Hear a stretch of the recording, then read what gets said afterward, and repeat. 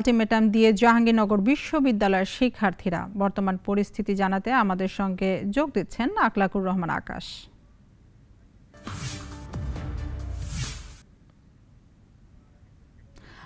আকাশ, জাহাঙ্গীরনগর বিশ্ববিদ্যালয় এলাকার বর্তমান পরিস্থিতি কি, বিস্তারিত জানান আমাদেরকে। ধন্যবাদ রুমিন। আমি এই মুহূর্তে রয়েছি জাহাঙ্গীরনগর বিশ্ববিদ্যালয়ের কেন্দ্রীয় শহীদ মিনার, যেটা এই শহীদ মিনারে সকাল 11টায় কিন্তু বৈষম্যবিরোধী ছাত্র আন্দোলনের শিক্ষার্থীরা কিন্তু এখানে এই শহীদ মিনারে জড়ো হয়। এই শহীদ মিনারে জড়ো হওয়ার পর কিন্তু আর আশেপাশের বিভিন্ন শিক্ষা প্রতিষ্ঠানের শিক্ষার্থীরাও এখানে আপনার এই কেন্দ্রীয় শহীদ মিনারে জড়ো হয়।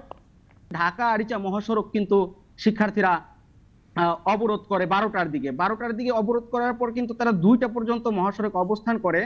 মহাসড়কে যান চলাচল 2 ঘন্টা বন্ধ থাকে। এই সময় কিন্তু পুলিশ প্রশাসনের পক্ষ থেকে শিক্ষার্থীদের কোনো বাধা দেওয়া হয়নি।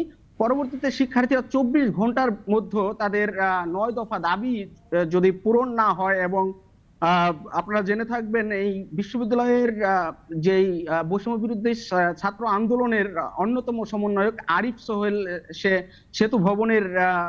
সেতু ভবনে অগ্নিকাণ্ডের মামলায় তাকে গ্রেপ্তার করা হয়েছে। তার জামিন এবং আরেকজন আন্দোলনকারী শিক্ষার্থী লিওনের মুক্তির দাবি যদি 24 ঘন্টার মধ্যে পূরণ না করা হয়, তারা কিন্তু আগামীকাল এই যে অসহযোগ আন্দোলনের ডাক দেওয়া হয়েছে সারা বাংলাদেশে, সেই আন্দোলনে তারা সাভার থেকে যুক্ত হবেন বলে আমাদেরকে জানিয়েছেন।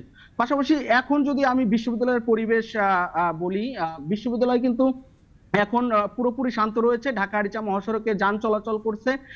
এখন আসলে সবচেয়ে যে বিষয়টা দেখার, তারা যে 24 ঘন্টার যে আলটিমেটাম দিয়েছে, এই 24 ঘন্টার মধ্যে তাদের দাবি পূরণ হলে তারা আন্দোলন করবে কিনা, সেটাই এখন দেখার বিষয়। রুমিন, এই ছিল সাভার থেকে আমার কাছে সর্বশেষ। একমাত্র ওয়ালটন এসি দিচ্ছে 1 বছরের রিপ্লেসমেন্ট গ্যারান্টি এবং কম্প্রেসরের 10 বছরের গ্যারান্টি।